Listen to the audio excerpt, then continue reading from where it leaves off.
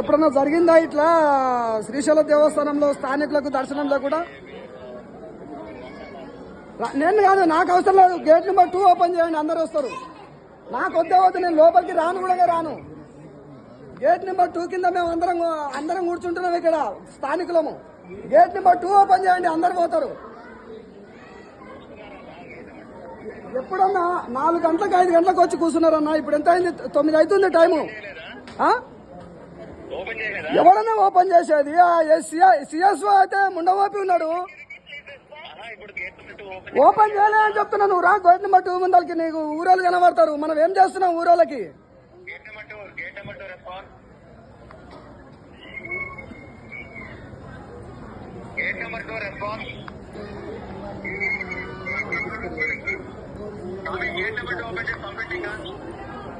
అవును, నిజము. ఇంత కరారు ఉంటుందయ్యా?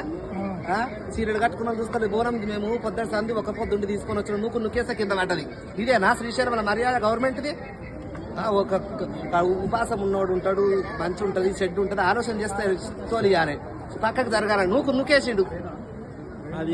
పోలీస్ స్టేషన్ ఇవ్వసారు పోయి కంప్లైంట్ ఇచ్చేస్తా నేను. బాధలతో ఇచ్చినా గానీ మరి మొక్కు రాలేదు, అలా ఆలోచనలు ఏం లేదు. వీళ్ళు ఊరోలేనా? సంవత్సరానికి ఒకసారి వచ్చి కుంభోత్సవం అంటే సంవత్సరానికి ఒకసారి చూడడానికి వస్తారు ఎవరైనా కానీ. మేము ఎక్కడ హైదరాబాద్ నుంచి వచ్చినాం కాలు కొట్టుకుంటా పొద్దున సంది ఉపాసం ఉండి చేస్తే.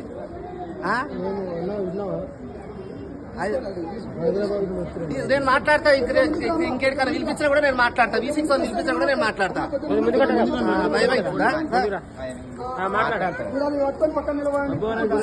ఇంకా బోనం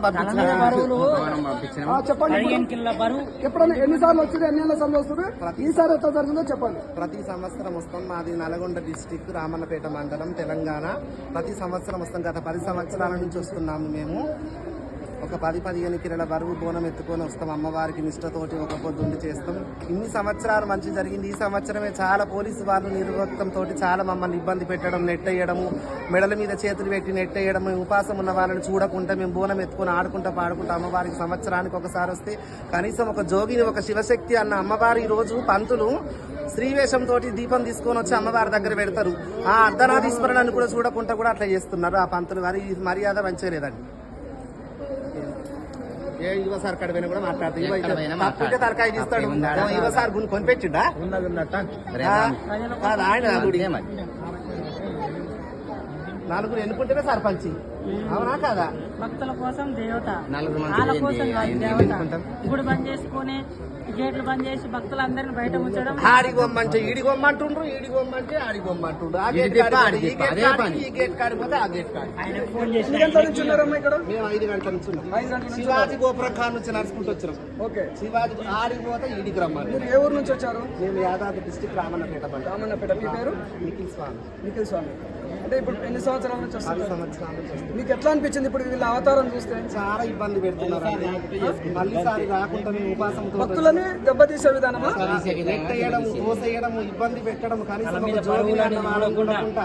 నెట్టేయడం. పోలీసు వాళ్ళకి ఈ విధంగా మొత్తం నెట్టేయడం. మర్యాద లేదు, మంచి లేదు. అంత తిరుపతికి పోయినా కూడా ఏ జాతర, కుమరవెల్లి, వనకంపేట, సికింద్రాబాద్ కూడా మాకు ఒక ప్రత్యేకమైన లైన్ ఇచ్చింది. కానీ ఈ విధంగా ఇబ్బంది పెట్టదు. ఇప్పుడు ఈ ఈవోని మీరు అభినందిస్తున్నారా? ఎట్లా ఏం చేస్తారు? ఆ ఈవో సార్కే తెలియాలి. తను మంచి చేసేది, చెడు చేసేది.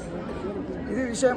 శ్రీశైలంలో గత్యంతరం లేనటువంటి దేవస్థానం ఎలా తయారైపోయిందంటే ఈరోజు స్థానికులకు కూడా 4 గంటల నుంచి గేట్ నెంబర్ 2 హరిహరరాయ గోపురం ముందు కూర్చున్నటువంటి భక్తులకు కానీ స్థానికులకు కానీ ఇబ్బందులకు గురి చేస్తూ ప్యాకేజీ ఎవరైతే డబ్బులు పెట్టినటువంటి వాళ్ళకి దాదాపు 4 గంటల నుంచి ఇప్పుడు 9 గంటలు అవుతుంది. 9 గంటల వరకు కూడా ఈ దక్షిణ గోపురం ఏదైతే ఉందో గేట్ నెంబర్ 2 అంటారు దీన్ని, హరిహర రాయ గోపురము. ఈ గోపురం ఇప్పటి వరకు కూడా ఓపెన్ చేయలేదు. దీని విషయం అడిగినట్లయితే సిఎస్ఓ అతనికి మెయింటెనెన్స్ చేయరాక అతను విచ్చలవిడిగా తనంతో వీళ్ళు ప్రవర్తిస్తున్నారని చెప్పేసి భక్తులకు వివరిస్తున్నారని నేను చెప్తున్నాను.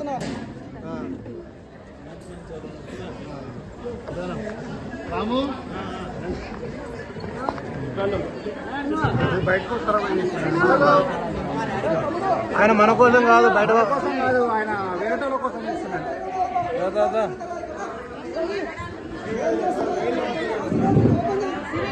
రాండి